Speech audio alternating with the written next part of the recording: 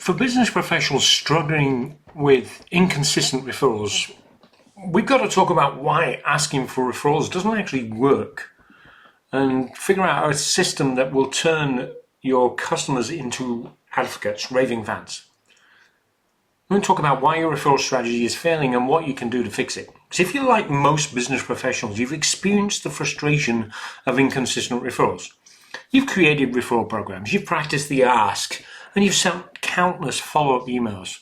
Yet the quality and probably the quantity of referrals you need to grow your business remains unpredictable. And you're not alone. The problem isn't that you're asking wrong, it's that you're probably, in fact, it's probably that you're asking at all. So it's not about chasing referrals, it's about designing an experience that makes customers and connections want to refer you. And there's a fatal flaw in our traditional referral thinking. See, most business professionals treat referrals as a marketing tactic, something to execute at the end of a successful transaction. You close a deal, you deliver the service, and then you ask the satisfied customers to spread the word or give me 3 people I can talk to about this problem. And this transactional approach is precisely why the referral stream remains unpredictable. Yes, you will get some referrals when you ask. I'll be honest with you, a lot of business don't even ask.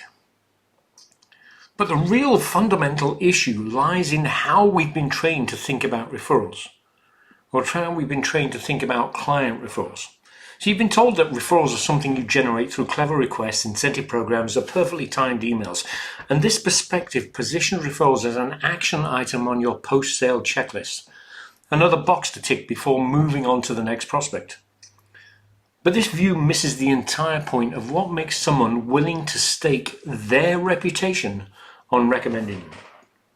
Hi everyone, my name is Steve Black and welcome to Let's Talk Referrals. I want to talk about what referrals actually represent. A referral isn't a marketing channel. It's a statement of trust so profound that your customer is willing to risk their own credibility to endorse you. When someone refers you to their network, to their colleagues, to their friends, to their neighbors, they're implicitly saying, I trust this person so completely that I'm confident they'll treat you as well as they've treated me. And that level of trust can't come from a single smooth transaction. It doesn't come from asking at the right moment with the right language. It comes from something much deeper. A complete customer experience that proves you're worthy of that trust again and again. Think about the last time you enthusiastically referred a business to someone you care about. Did you do it because they asked? Or did you do it because the entire experience from first contact to ongoing relationship was so consistently excellent that you couldn't help but share it? Referrals aren't generated by what you ask for at the end. They're earned by what you deliver throughout the entire customer relationship. So the key to generating consistent high-quality referrals lies in understanding that your customer's experience isn't a series of isolated touchpoints. It's a continuous journey that begins the moment they first hear about you and extends indefinitely into your ongoing relationship. This journey encompasses far more than visible actions your customer takes. It includes their inner thoughts, their feelings, expressions, their emotional responses at every stage of interactions with you, or interactions with your business. And here's what most businesses miss. These invisible elements are where loyalty and ultimately referrals are actually built. There are 7 stages to the referral earning journey in my mind. Number 1 is the brand awareness stage. It's the first time your prospect hears about you. Maybe it's through a networking connection. Maybe it's a piece of content or a casual mention from someone they trust. At this stage, they're forming their initial impression, and that impression is setting the foundation for everything that follows. Most business professionals underestimate this stage because no transaction is happening yet. But your prospect is already making judgments about your credibility, your professionalism, your trustworthiness, based on how you show up in the world. Second, consideration and research. Once they're aware of you, your prospect enters an evaluation phase. They're looking at your online presence, checking your reviews, perhaps asking around about you in their network. They're answering a critical question. Is this person or this business worth my time? And the invisible elements here are crucial. Your prospect isn't just gathering facts, they're trying to determine whether you understand their specific challenges and whether you seem like someone they could trust with their business. The third stage is the initial contact. And this is your first direct interaction, whether it's a phone call, a meeting, or a consultation. The visible actions are straightforward. You're discussing their needs, explaining your services, and beginning to build that rapport. But the invisible journey is where the real decisions happen. Your prospect is feeling out whether you're genuinely interested in solving their problem or just interested in making a sale. They're assessing whether you listen, whether you understand, and whether they feel valued. The fourth stage is the purchase decision. Not everybody's going to make it this far, but your prospect decides to work with you. And from their perspective, this isn't the end of the process. It's actually where the real test begins. They've taken a risk on you based on promises and impressions, and now they're watching to see if you'll deliver. The feelings at this stage often include a mixture of excitement, apprehension, depends on the value of the purchase, obviously. They've committed, but they're also wondering if they made the right choice. Number 5 is the service delivery. And this is probably where most businesses focus their attention. And rightfully so. The quality of your core service matters immensely, but even here, the invisible journey can matter more than you might think. Your customer isn't just evaluating whether you completed the work well. They're evaluating how the entire experience felt. Were you responsive? Did you communicate proactively? Did you handle issues gracefully? Did you make them feel important or just like another account number? 6 is the post-purchase support. And this is the stage that some businesses don't think they should get to. It's where the referral strategies break down. See, many business professionals treat the relationship as essentially complete once the service is delivered and payment is received. They move on to the next prospect, perhaps sending an occasional check-in email, but essentially considering that customer done. And this is a catastrophic mistake for referrals. The post-purchase phase is where trust either solidifies into long-term loyalty or begins to erode. Your customer is watching to see if you're only interested in them when their money was on the table, or if you genuinely care about their long-term success. And 7 becomes the repeat business and referrals. If you're not in a repeat business where they come to you again and again, then you're still in there for referrals. Because only after you've proven yourself consistently through all the previous stages does a customer naturally reach that point where referrals become an unprompted behavior. They don't refer because you asked, they refer because the entire journey proved that referring you is a safe bet that makes them look good. And it's a destination, not a tactic, and it only happens when every single previous stage has been handled with care. Relationships will be transactions every time. The shift from transactional thinking to relationship thinking fundamentally changes how you approach your business development. A transaction has a beginning and an end. A relationship is ongoing, evolving, and built on accumulated trust over time. So when you view customer interactions as transactions, you optimize for the wrong things. You focus on closing the deal efficiently, delivering the service competently, and moving on to the next opportunity. You might even ask for a referral, but it feels like an afterthought, another item to check off before the file is closed. And your customer can sense this transactional energy. They might be satisfied with the service, but satisfaction isn't enough to make someone an advocate, a raving fan. Satisfaction is passive. Advocacy requires something more, a relationship where they feel genuinely valued beyond their immediate monetary value to you. So when you shift to a relationship mindset, everything changes. You're no longer just trying to complete a sale. You're building an evolving personal connection that starts at first awareness and continues indefinitely. And this means staying engaged with customers long after the initial transaction. It means checking in not because you want something, but because you genuinely care about their ongoing success. It means being responsive when they need you, even if there's no immediate financial or business benefit to you. And this approach does take more time and energy up front, but it creates something far more valuable. It creates a network of people who trust you so completely that they actively look for opportunities to refer business your way, without you ever having to ask. And the most powerful tool for building a referral earning based business is something most professionals never create: a customer experience map that charts both the visible actions and the invisible feelings throughout your customer's journey. The invisible matters a lot more than the visible. You can track the visible customer journey relatively easily. You know when someone first contacts you, when they make a purchase, when you deliver your service. These are concrete, measurable events. But the invisible journey, the thoughts and feelings your customers experience, is where loyalty is actually forged. A customer who completes every visible step of your process might be satisfied, but a customer who feels understood, valued, and genuinely cared for throughout the journey becomes a loyal advocate. This is why two businesses can deliver essentially identical services, yet one will generate a lot more referrals while the other struggles. And the difference isn't in what they do. It's how they make their customers feel throughout the entire process. And you need to create your experience map for your business. Start by listing every stage of your customer's journey, from first awareness through long-term relationship. And for each stage, you've got to map both columns. We've got two columns we're going to set up, right? Column 1 will be the visible actions. What does the customer actually do at this stage? What are the concrete observable behaviors and interactions?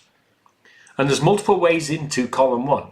It could be finding your website. It could be searching for you on Google. It could be talking to a neighbor. It could be a referral from a friend. And column 2 is the invisible journey. What might the customer be thinking and feeling at this stage? What are their concerns, hopes, fears? What are their expectations? This second column is where the real insights emerge. When you honestly examine the invisible journey, you'll probably discover gaps between what you're delivering and what your customer is experiencing emotionally. There's a few common gaps you can address. There's going to be a lot of gaps you probably find as you go through this process, depending on how long you've been in business and how you set this up. You've got the information gap, right? If your customer feels uncertain or confused because you haven't communicated proactively about what's happening or what to expect next, that's a gap in information they need to find. The value gap, your customer questions whether they've made the right decision because you haven't reinforced the value of your work during the and after the service delivery. And this gap might be a little bit vague depending on what you think the customer should have and what the customer thinks they should have. There's the attention gap. Does your customer feel just like another number because your post-purchase engagement has dropped off dramatically compared to your pre-sale attentiveness? Did you set it and forget it? The personal connection gap. And your customer sees you as competent, but not particularly memorable because every interaction has been purely professional and transactional, but with no personal relationship building.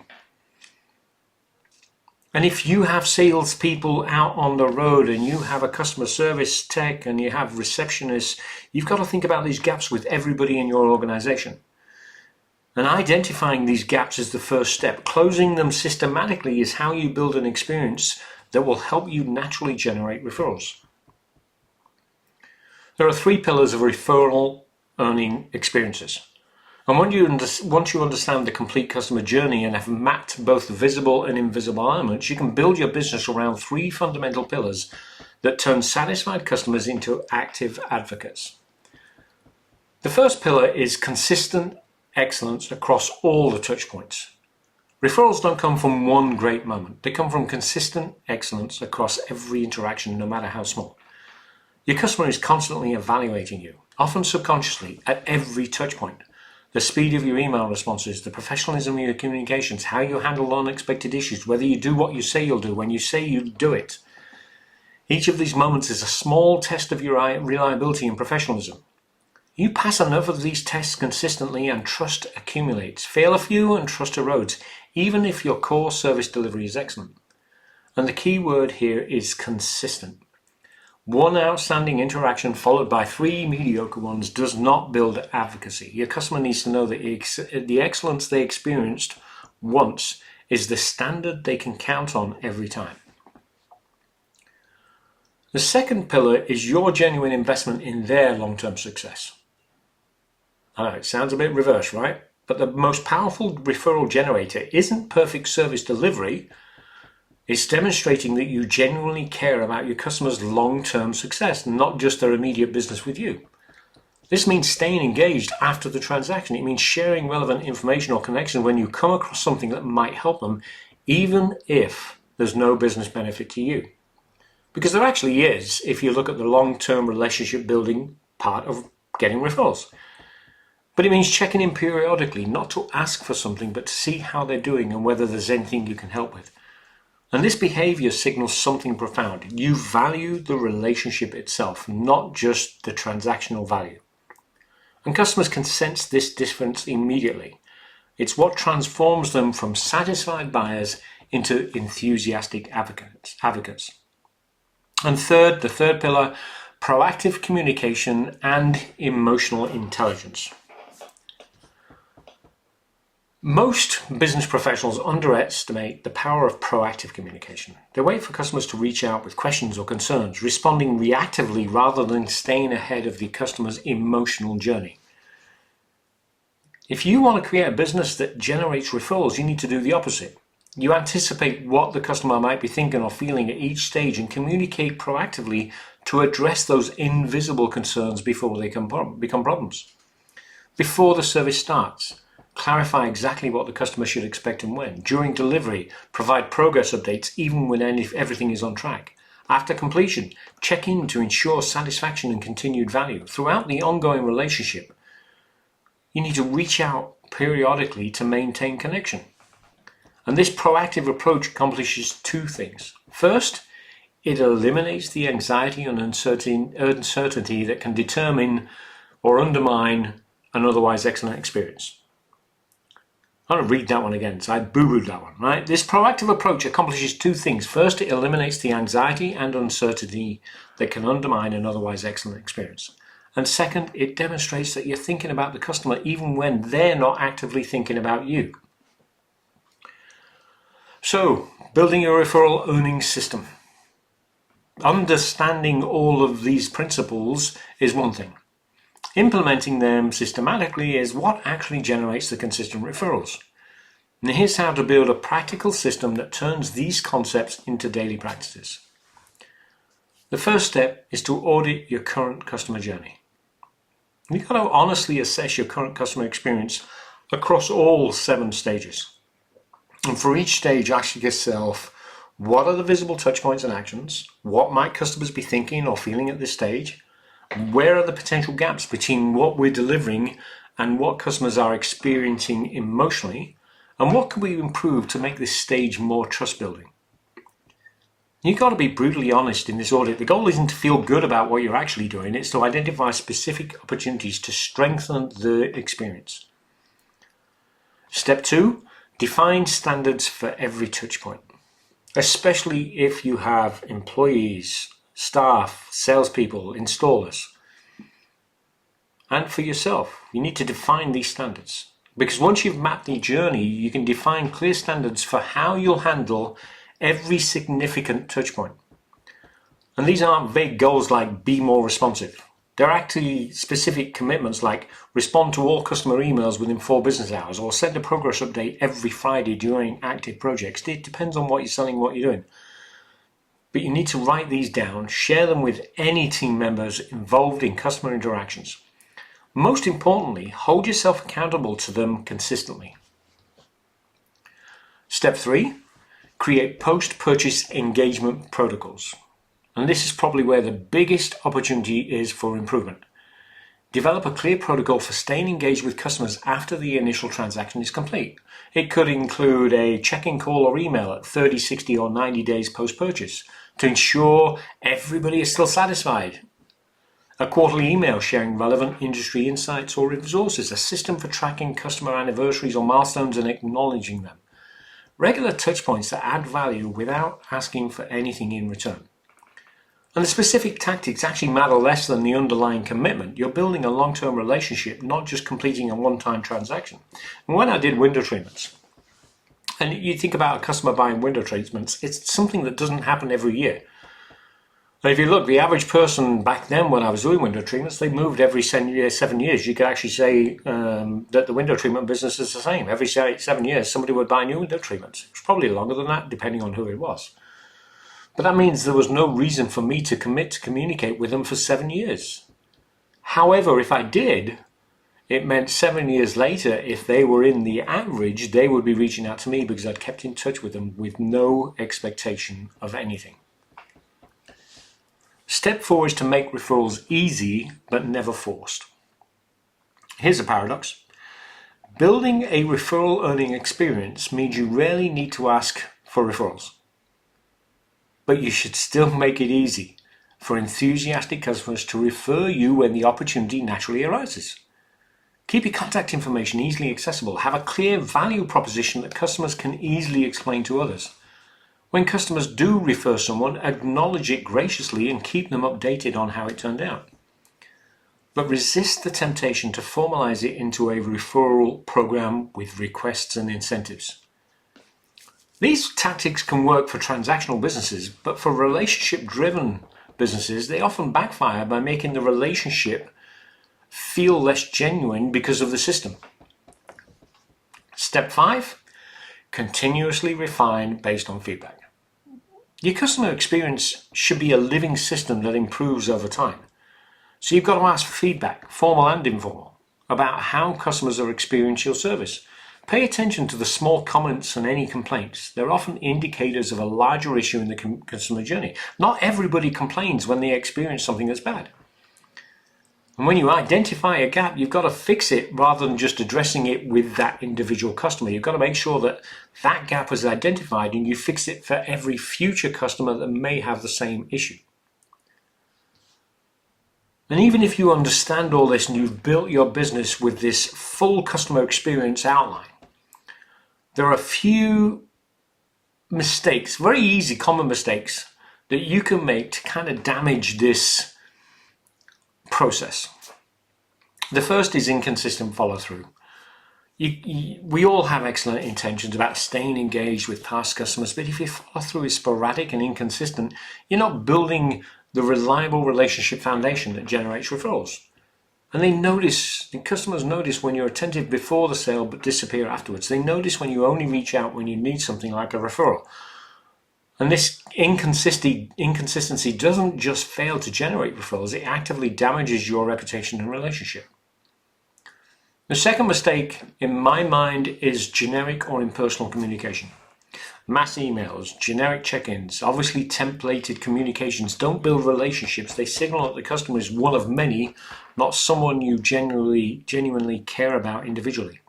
Effective post-purchase agreements or engagement requires personalization. Reference specific details about the customer's situation, acknowledge your history together, demonstrate that you remember who they are and what matters to them. Third mistake, only reaching out when you need something. Kind of fits in with the first one, kind of inconsistently, only contacting when you need something, but this is probably the most damaging mistake. If customers only hear from you when you're looking for referrals or testimonials or additional business, they'll quickly see the relationship as entirely one-sided.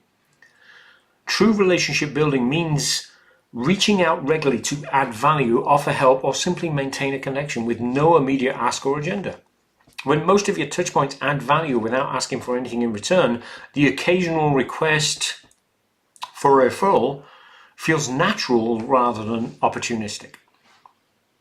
Mistake number 4, neglecting the emotional part of the journey. Many businesses will focus exclusively on the functional aspects of service delivery while ignoring how customers feel throughout the process. This is not wishy-washy. If you're making a huge investment like buying a house, you're going to have emotions about spending that sort of money. And you might deliver excellent technical work, but you might leave the customers feeling kind of undervalued or anxious or uncertain. Remember, people make referrals based on how they feel about you, not just what you did for them. If the emotional journey is negative or neutral, even excellent service delivery won't generate enthusiastic advocacy. Mistake number 5, treating referrals as the goal rather than the result. This might seem a little bit counterintuitive, but actually actively pursuing referrals often makes them less likely to happen. I know, sounds strange. When customers sense that you're building a relationship primarily to get referrals, the relationship feels transactional and manipulative, even if you're following the right process. So the goal here is to actually focus on building genuine relationships and delivering consistently excellent experiences, because that's how you want to run your business. Referrals then become a natural byproduct of that approach rather than a manufactured outcome. And like any system, and yes, this is a system in spite of the relationship bias, you need to measure the results. You've got to build a referral-based business requires shifting how you measure success. Traditional metrics like conversion rates and transaction volume tell only part of the story. And depending on your business, a few of these will probably gel with you better than others. Customer retention rate. This basically measures what percentage of customers continue working with you over time. High retention, you're delivering sustained value and building lasting relationships. Low, it means you're losing people for whatever reason. You've got to figure that out. Response time to customer communications. How quickly and consistently do you respond to customers' questions or concerns? And this metric indicates your commitment to ongoing service excellence. I think I mentioned it before, but customer service is just a word. When people say and businesses say we offer great customer service, we don't know that until it actually happens. So you've got to measure how good your customer service is by response times. Unsolicited customer feedback is next. You can track positive comments and testimonials that customers offer without being asked. And the organic side of this indicates genuine advocacy, not just polite compliance with your requests, right? If you're sending out an email to 20 new customers and 10 of them respond with a great review, that just means that you've got great reviews, which you might have got before. Now, if you used to get 2 and now you're getting 10, then you've seen a definite improvement. But it's the unsolicited ones that make the true value of your system be seen, if that makes sense. Referral quality and conversion rate. Not all referrals are equal. And I'm going to talk in some future videos about how to make sure you get quality referrals. We can't always guarantee that. But you've got to track how many referrals you receive, obviously. But then you've also got to track how well qualified they were and how many converted to actual business. Because if you're getting the right type of referrals, the right qualified referrals, you will actually get a better conversion rate because you're an ideal fit for them as well as them being an ideal fit for you. High quality referrals that convert well indicate your customers truly understand and value what you do. We've also got depth of relationship indicators.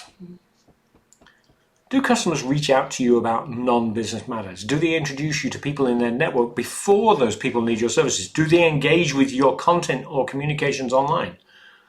And these indicators show a relationship depth beyond the normal transactional level. Building a referral earning business requires patience. The payoff isn't immediate. You could invest significant energy in relationship building for months before you're seeing any substantial referral flow, and that will put some of you off.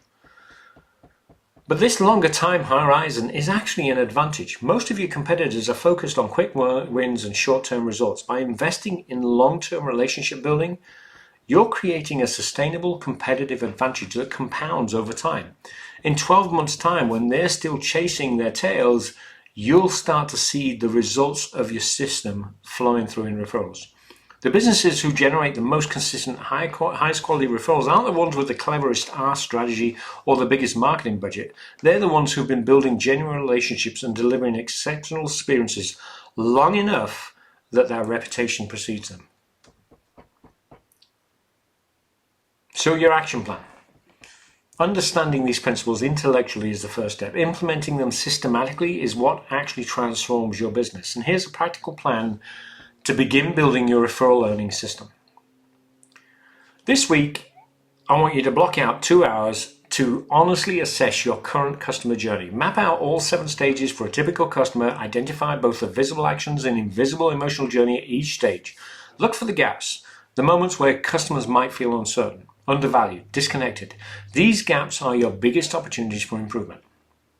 This month, or if it's already halfway through this month or three-quarters of the way through the month, next you've got to define and implement standards. Choose the 3 biggest gaps you've identified in your audit, and for each gap define a specific standard or protocol to address it. For example, let's say you identify that customers often feel uncertain during service delivery.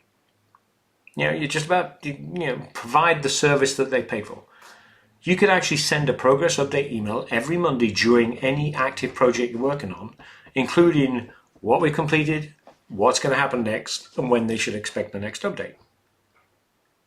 And what you'll find is, as you implement these sort of standards consistently for a month, you can track your follow through, and you can actually find out that you're actually getting less questions from your customers during this process, which will actually free up time to work on this process as well. Because the more questions you answer before they happen, the less time you've got to spend answering questions and fighting fires. This quarter, depending again where you are in the quarter or the month, start building long-term engagement. Develop and implement a system for staying engaged with past customers long after the initial transaction. And you can start this now, even with customers that you haven't spoken to for a year, as long as you don't start asking for things. You could set up a simple spreadsheet tracking all past customers and when you last made meaningful contact. You could put a calendar reminder in your system prompting regular touch points. You could actually batch them for a day each month or batch them for a day each week. You could actually create email templates, and I said be careful of templates, but you can actually create templates so you can actually edit and personalize before sending. And you can develop a process for tracking customer anniversaries, birthdays, milestones, or other notable moments. The goal is to make long-term engagement systematic rather than dependent on remembering or finding time. You've got to put it in your schedule. And as we move into 2026, and as you implement these systems, you've got to pay attention to what works and what doesn't. But track your referral flow, remembering that it's not going to happen immediately, but more importantly, track the quality of your customer relationships. I honestly believe that if you set some sort of system up like this, you will actually get less complaints, happier customers, more advocates, more referrals over 3 to 6 months.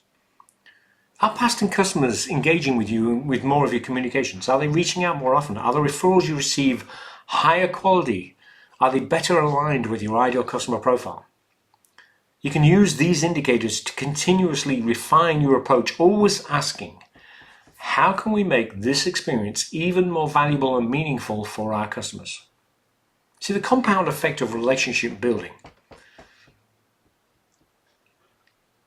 Here's my final insight that I think will help make this all worthwhile. Yes, it takes time, and it takes time to set it up.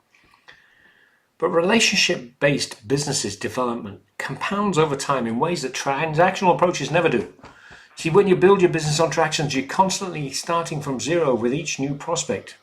You need to establish credibility, build trust, and convince them to work with you. Even with past customers, if you've been transactional in your approach, you're essentially starting over each time you want additional business.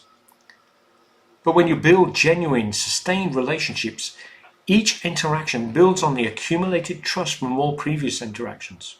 Your reputation grows, your network expands, past customers become increasingly valuable over time. Not because they buy more from you, though that's always could be the case, but because they're continuously referring others and vouching for you in ways that you may never see.